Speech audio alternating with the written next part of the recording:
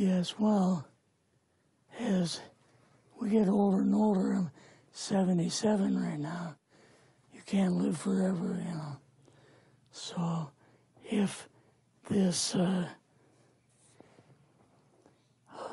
procedure I'm going to have to clean the blood doesn't work, then I've got probably a few more months to make it before my kidneys shut down, you know. So that's kind of why I'm kind of going along with the interview at this time. You're seeing that what you went through is just too important for people not to know about. Yeah. Yeah. Can you just, can we start at the beginning with your military career and just walk through what exactly your experiences were? Was drafted into the military and got into the U.S. Army. After that, I was sent to the Signal Training Center in eastern United States. What year would this be? 58. I went through the Signal Training course. And at that time, I went through the radio teletype course and also the cryptography course, crypto. They had 5 instructors that were getting out of military service. So they pulled the top 5 students, and I was 3rd in the class. So I got pulled as an instructor. Now, were you at this time also working yet for CIA? No. Not yet? No. After one day, my boss came to me, and he said, how would you like to, you know, make some extra money? And I said, oh, money is good.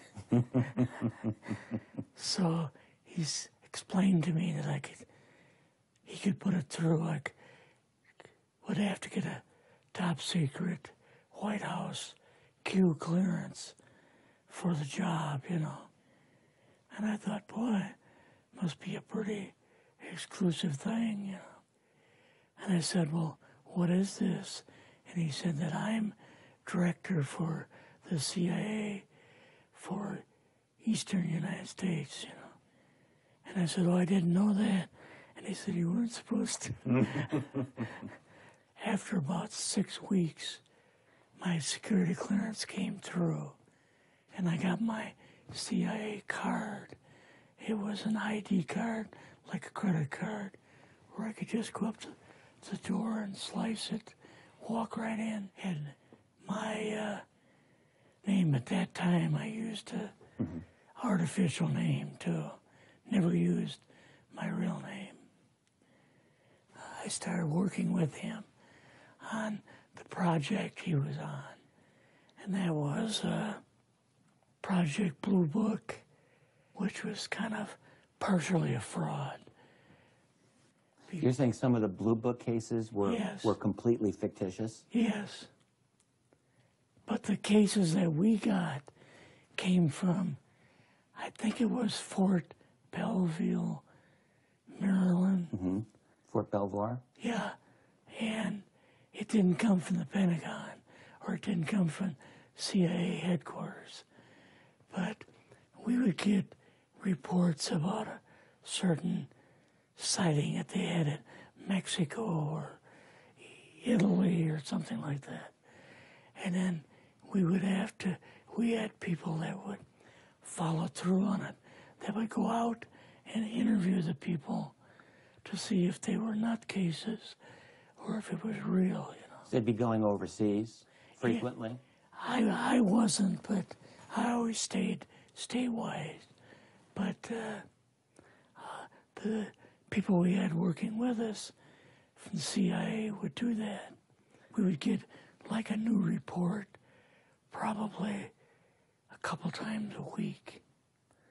I was coming into the Army fresh off the farm, you know, so I really didn't have much knowledge of anything, but my boss filled me in on Project Blue Book and what they had found so far.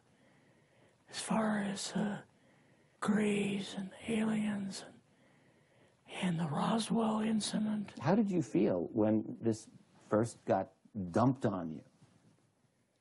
When you first learned about this? I was just kind of overwhelmed with all of this, you know. And I said to him, I don't know if I'm going to be able to be a judge of this type of thing.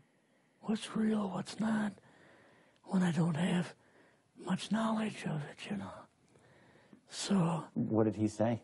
He said, well, we have to build the information as we go, and you'll see how this thing is working out. And then the other thing is, of course, you really weren't able to tell family or close friends, obviously. No, I couldn't tell anybody. In fact, I had to take a vow that I wouldn't tell anybody. A lot of it for 40 years, and more of it for 50 years, which is up in 2010. You're doing all this crypto work. You're looking at images, photographs, video. It's 1958, maybe the fall of 58. What happened after this? At that time, the Project Blue Book thing kind of went pot, you know. If you remember, back in those days, they kind of declared it as a nothing, you know. Mm-hmm. Right. And they were telling the world all UFOs are misidentifications, hoaxes, balloons. Psychological issues, whatever. Yes. Yeah. So my boss came to me and he says, we've both got a new assignment. And he says, oh, I said, where are we going? Oh, he says, we're going to the Capitol. We're going to be part of the Eisenhower push. He's trying to find out something about all about these aliens that MJ-12 was supposed to find out, but never sent back reports to him. The MJ-12, the UFO control group, were they calling it MJ-12 at that time? Yes. They called us in, went into the Oval Office, and President Eisenhower was there and Nixon, and they said, we called the people in from MJ-12 from Area 51 and S4, but they told us that the government had no jurisdiction over what they were doing. So being a general, past general, you didn't tell them to go to hell without any real good reason, you know. Mm-hmm. So he said, I want you and your boss to fly out there. I want you to give them a personal message. He says, I want you to tell them, whoever is in charge, tell them that to get in, they have this week, coming week, to get into Washington and to report to me. And if they don't, I'm going to get the First Army from Colorado, and we're going to go over, we're going to take the base over. I don't care what kind of classified material you got. We're going to rip this thing apart. Eisenhower was going to invade Area 51. Yeah, with the First Army. So you go out with your superior. Yes. You fly out. You land. What happens? Can you describe this whole process, what you saw? It took us the 13 or 15 miles south to S4 and like different garage door openings. Okay. And in these garage door openings, they had like different saucer crafts. The very first one had the Roswell craft in. It was kind of crashed up, but apparently every alien that was in it died except for a couple. So you see the Roswell craft, and what are some of the others that you see? Well, the Roswell craft was really strange because it looked like real heavy aluminum foil. We could rock next to it, and you could rock it. The whole thing probably weighed 150, 300 pounds. Could they tell what the source of power was of this craft? Yeah, it was like a reverse gravitational thing of some kind. In fact, one later on, I got the mathematical code for reversing gravity in a 3x5 card. I guess there are different types of grays and so on.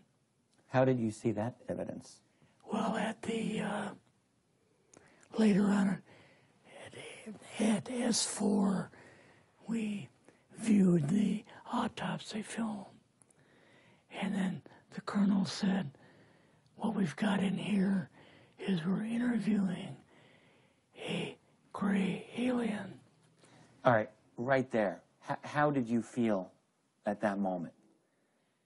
Well, I thought, boy, we had no idea we were going to see the real thing. All we saw was film. You had to have a little bit of heart racing at that moment. My boss was able to go in and had like a partial interview with him. So what did this gray alien look like? Could you describe him a little bit? This one looked a little bit oriental. So I'm just wondering if it looked almost human, what about this didn't look human? No, it didn't look human as far as the skin tone and basically the shape of it and the size.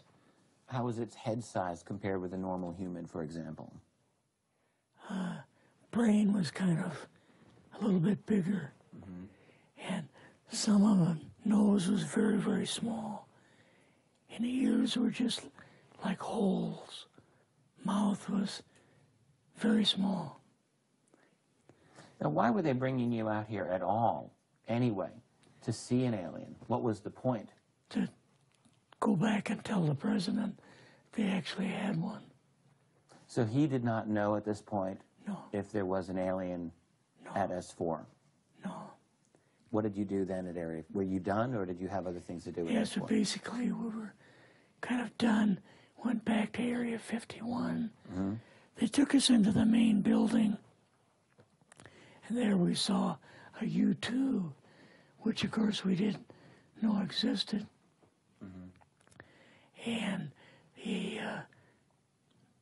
a model of the SR-71. Yeah, the Blackbird. So, but like I mentioned earlier, it was not a model of the current Blackbird. It's an earlier version.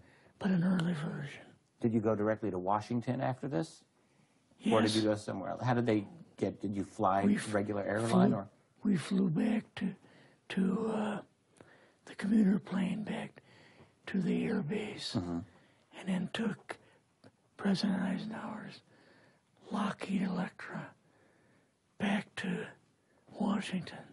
You and your supervisor, superior officer, and now you're meeting with the president?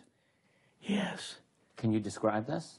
Well, we met with him in, the second story of the old OSS warehouse building. And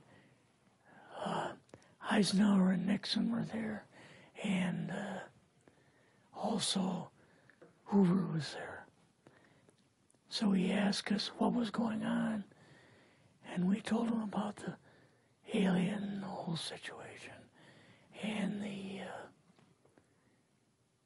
black projects and so on, and he was just totally shocked. He appeared for the first time to be worried, you know, like he was worried. I would think that Eisenhower would, I mean, he certainly knew that flying saucers were real. Yes. He knew that there were aliens. So I guess I'm just wondering, what would he have been, really surprised about? Surprised about the black programs. Eisenhower said, got to keep this thing completely secret. You know, can't talk about this. Your actual name is, I mean, the name you grew up with, that was a different name than what you had in the... I never used it in the CIA at all. Now, what about today? You're going on the public record, and this is still sensitive information, even though earlier you talked about, you know, security oaths that maybe expire after a certain period of time. 50 years. But you're still concerned. Linda Moldenhau's phone call, her phone was tapped, and they got my phone number, and through the telephone company, they were able to find me, and so on. When they found you, what happened? I was going to a grocery store. Two guys in a black suits come out of a black Lincoln town car and came over to see me. And they told me that I better not publish anything or talk to Linda about any more things. So at that time, I did, you know, I stopped. That was enough to intimidate you. Yes. Rather remain anonymous. Never show my face on anything. Really, thank you for doing this. Yes, this was, I guess, kind of a good idea because I feel much better having talked about it. I kind of feel like there's a load off my shoulders. Really? Because I had an awful lot of secrets that I had kept over the years.